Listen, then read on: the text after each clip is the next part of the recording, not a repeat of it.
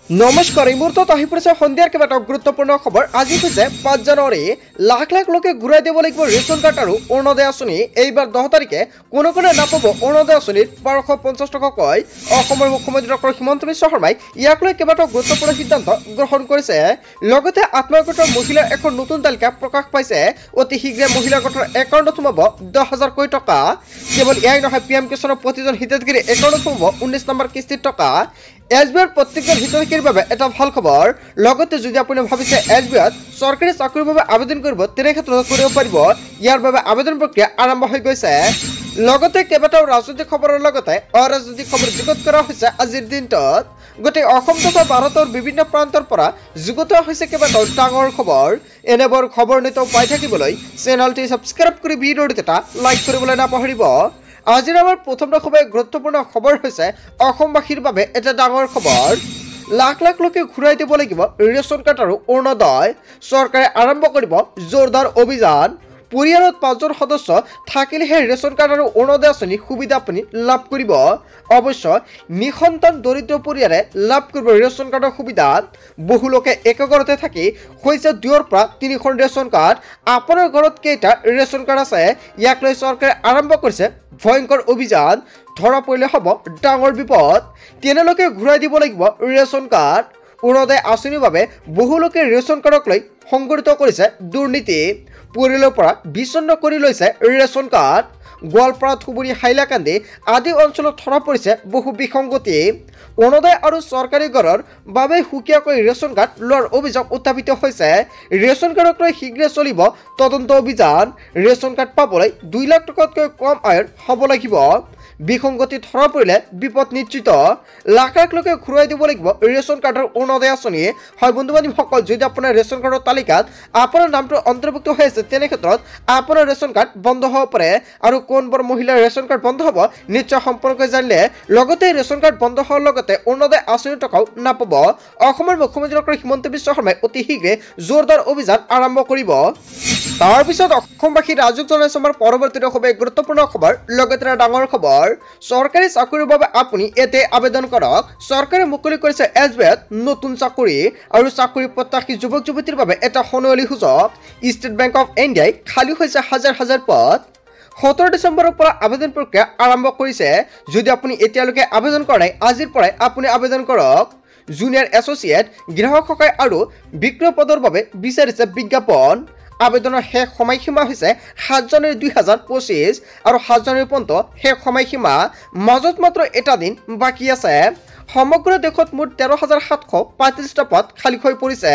অসমত খালী পদৰ সংখ্যা হৈছে ৩১১টা।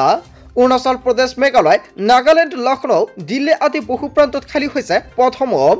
স্বীকৃতিপ্ৰাপ্ত বিদ্যালয়ৰ পৰা যিকোনো শাখাত স্নাতক উত্তীৰ্ণ কৰিব পাৰিব আবেদন। আৰু প্ৰাৰ্থীৰ বয়স হ'ব লাগিব ২০ৰ পৰা ২৮ বছৰ। bank.sbi কেৰিয়াৰ অথবা www.sbi.co.in কেৰিয়াৰত গৈ আপুনি কৰিব পাৰিব এই দুটা লিংকৰ পৰাই আবেদন।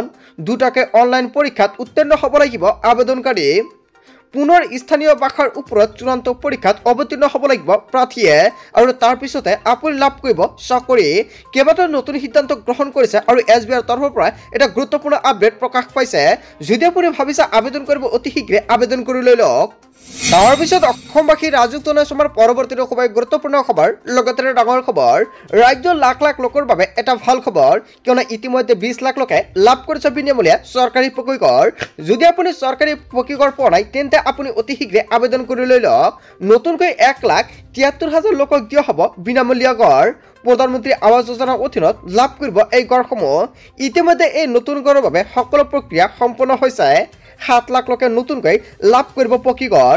প্ৰধানমন্ত্ৰী আৱাস যোজনাৰ লগতে মুখ্যমন্ত্ৰী আৱাস যোজনাৰ অধীনত লাভ কৰিব বিনামূলীয়া পকীঘৰ। শীঘ্ৰে মুখ্যমন্ত্ৰী আৱাস যোজনাৰ অধীনত নিৰ্মাণ কৰা হ'ব বিনামূলীয়া পকীঘৰ। কোনো মানুহে যাতে কেঁচা ঘৰত থাকিব নালাগে, সেয়া সুনিশ্চিত কৰিব চৰকাৰে। মন্ত্ৰী ৰঞ্জিত কুমাৰ দাসে কেইবাটাও গুৰুত্বপূৰ্ণ সিদ্ধান্ত গ্ৰহণ কৰিছে চৰকাৰী ঘৰক লৈ। আপোনাৰ ঘৰত চৰকাৰী ঘৰ নাই নেকি? তেনে ক্ষেত্ৰত যদি এতিয়ালৈকে চৰকাৰী ঘৰৰ বাবে আবেদন কৰা নাই, অতি শীঘ্ৰে আপুনি চৰকাৰী ঘৰৰ বাবে আবেদন কৰক। চৰকাৰী ঘৰৰ PMAY 2.0ৰ আবেদন প্ৰক্ৰিয়া আৰম্ভ হৈছে আৰু আবেদনৰ সময়ত বেংক একাউণ্ট লগতে মাটিৰ নথিপত্ৰ, আপোনাৰ আধাৰ কাৰ্ড লাগিব। আৰু এইকেইখন নথি হ'লে আপুনি আবেদন কৰিব পাৰিব। লগতে আধাৰ কাৰ্ডৰ লগত আপোনাৰ মোবাইল নাম্বাৰ লিংক থকা মোবাইলখন প্ৰয়োজন হ'ব যদি আবেদন কৰাৰ সময়ত কিবা আপোনালোকৰ অসুবিধা হয় নিশ্চয় কমেন্ট কৰি জনাব সম্পূৰ্ণকৈ সহায় কৰা হ'ব আপুনি কেনেকৈ চৰকাৰী ঘৰৰ বাবে আবেদন কৰিব তাৰ পিছত অসমবাসী ৰাজক জনাইছে আমাৰ পৰৱৰ্তী খুবেই গুৰুত্বপূৰ্ণ খবৰ লগতে ডাঙৰ খবৰ 6 প্ৰকাৰৰ মহিলাই নাপাব আত্মসহায়ক 10000 টকা কিছু চৰ্ত বান্ধি দিছে চৰকাৰে যদি কোনোৱে চৰকাৰৰ নিয়ম অনুযায়ী কাম নকৰে তেন্তে ঘূৰাই দিব লাগিব আত্মসহায়ক 10000 টকা অতি শীঘ্ৰে অসমৰ মুখ্যমন্ত্ৰী ডক্টৰ হিমন্ত বিশ্ব শৰ্মাই লাখ লাখ মহিলাৰ একাউণ্টত সোমাই দিব 10000 টকা আত্মসহায়ক সকলো মহিলাৰ বেংক একাউণ্টত পোনপটীয়াকৈ জমা কৰি দিয়া হ'ব 10000 টকাৰ প্ৰথম কিস্তি আৰু দুখৰ খবৰ যে যদি কোনো মহিলাই চৰকাৰে বান্ধি দিয়া নিয়ম ভংগ কৰে তেন্তে লাভ নকৰিব 10000 টকা চৰকাৰে এই 10000 টকা পোৱাৰ পিছত যিসকল মহিলাই এই 10000 টকাৰে ভাল ব্যৱহাৰ কৰিব তেওঁলোকক আকৌ চৰকাৰে প্ৰদান কৰিব 25000 টকা যদি কোনো মহিলাই এই টকালৈ কোনো ব্যৱহাৰ নকৰে তেন্তে সেইসকল মহিলাই ঘূৰাই দিব লাগিব টকা চৰকাৰে বান্ধি দিয়া এই 6 প্ৰকাৰৰ মহিলাৰ 10000 টকাৰ পৰা বঞ্চিত হ'ব চাই লওক আপুনি 10000 টকা পাবনে নাই এক নম্বৰত উল্লেখ কৰা হৈছে বিজনেছ প্ল্যান ফৰ্ম নিদিয়া মহিলা আপুনি আত্মসহায়কৰ ফৰ্মৰ লগত যদি বিজনেছ প্ল্যান ফৰ্মটো দিছে তেনে ক্ষেত্ৰত আপুনি নিশ্চিত থাকক আপোনাৰ একাউণ্টত লাভ কৰিব 10000 টকা দুই নম্বৰত উল্লেখ কৰিছে গছপুলিৰ ফটো নিদিয়া যদি আপুনি গছপুলিৰ ফটোটো দিয়া নাই তেনে ক্ষেত্ৰত 10000 টকা আপুনি নাপাব আপোনাৰ ফৰ্মটো ৰিজেক্ট হৈ যাব লগতে 3 নম্বৰত উল্লেখ কৰিছে বেংক একাউণ্ট নিদিয়া আপুনি বেংক একাউণ্ট দিছে না নাই আপোনাৰ আত্মসহায়কৰ ফৰ্মৰ লগতে আৰু 4 নম্বৰত উল্লেখ কৰিছে জেনাৰেল কাষ্টৰ 3টাতকৈ অধিক সন্তান থকা মহিলা যদি আপুনি জেনাৰেল কাষ্টত বিলং কৰি আছে 3টাতকৈ অধিক সন্তান থাকিলে নাপাব 10000 টকা 5 নম্বৰত উল্লেখ কৰিছে এসসি এসটি মৰমতক টি টেবল আদিৰ 4টাতকৈ অধিক সন্তান থকা মহিলা আৰু এই সকল মহিলাৰ ভিতৰত যিসকল ক্যাটাগৰীত পৰিব সেইসকলৰ একাউণ্টত সোমাব 10000 টকা আৰু 6 নম্বৰত উল্লেখ কৰিছে ডিবিটি লিংক নথকা বেংক একাউণ্ট আৰু এই 6 প্ৰকাৰৰ মহিলাৰ একাউণ্টত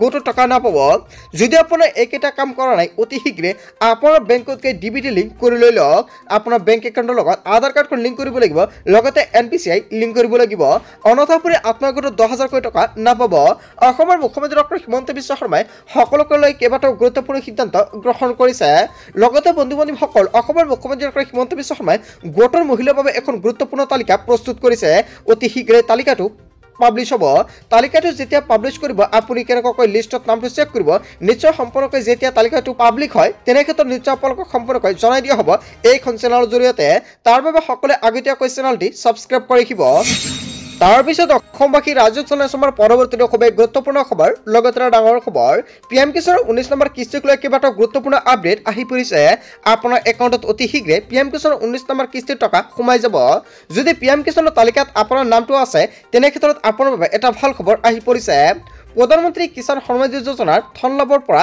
কৃষকসকলে কৰিব লাগিব কেইবাটাও গুৰুত্বপূৰ্ণ কাম নতুন বছৰত বৃদ্ধি পাব পাৰে পিএম কিষাণৰ ধনৰ পৰিমাণ আৰু পিএম কিষাণৰ টকা 2000 টকাৰ পৰিৱৰ্তে 4000 টকা সোমাব আপোনাৰ একাউণ্টত দুগুণলৈকে বৃদ্ধি হ'ব পাৰে পিএম কিষাণৰ পৰিমাণ বছৰি 6000 টকাৰ সলনি 12000 টকালৈকে বৃদ্ধি কৰাৰ পৰামৰ্শ যদি 6ৰ পৰা 12000 টকা হয় তেনে ক্ষেত্ৰত আপোনাৰ একাউণ্টত চৰকাৰে সোমাই দিব 3ৰ পৰা 4000 টকা আৰু কৃষি মন্ত্ৰালয়ৰ সংসদীয় কমিটিয়ে চৰকাৰে আগবঢ়াইছে এই পৰামৰ্শৰ ভিত্তিত কেন্দ্ৰ চৰকাৰে গ্ৰহণ কৰিছে সিদ্ধান্ত 2025-26 বৰ্ষৰ বিত্তীয় বাজেটত বৃদ্ধি কৰিব পাৰে পিএম কিষাণৰ পুঁজিৰ পৰিমাণ হয় বন্ধু-বান্ধৱীসকল প্ৰতিজন পিএম কিষাণ হিতাধিকাৰীৰ বাবে এটা ভাল খবৰ অতি শীঘ্ৰে লাখ লাখ কৃষকৰ একাউণ্টত সোমাবলৈ গৈ আছে 3000 টকা চৰকাৰে যেতিয়া আপডেটটো নতুনকৈ প্ৰদান কৰে বা বাজেটটো মুকলি কৰে তেনে ক্ষেত্ৰত নিশ্চয় আপুনি লাভ কৰিব এই টকা লগতে যিসকল কৃষকে 18 নম্বৰ কিস্তিৰ টকা পোৱা নাই সেইসকল কৃষকে 19 নম্বৰ কিস্তিৰ লগতে লাভ কৰিব বেংক একাউণ্টত 4000 টকা